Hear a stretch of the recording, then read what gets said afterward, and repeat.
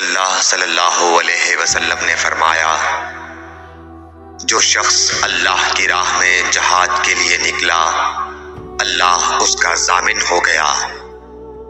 اللہ تعالیٰ فرماتا ہے اس کو میری ذات پر یقین اور میرے پیغمبروں کی تصدیق نے اس سرفروشی کے لیے گھر سے نکالا ہے۔ میں اس بات کا ضامن ہوں کہ یا تو اس کو واپس کر دوں ثواب اور مال غنیمت کے ساتھ، یا شہید ہونے کے بعد جنت میں داخل کر دوں۔ رسول اللہ صلی اللہ علیہ وسلم نے فرمایا، اور اگر میں اپنی امت پر اس کام کو دشوار نہ سمجھتا تو لشکر کا ساتھ نہ چھوڑتا، اور میری خواہش ہے کہ اللہ کی راہ میں مارا جاؤں، پھر زندہ کیا جاؤں، پھر مارا جاؤں، پھر زندہ کیا جاؤں، پھر مارا جاؤں۔ صحیح بخاری حدیث نمبر 36۔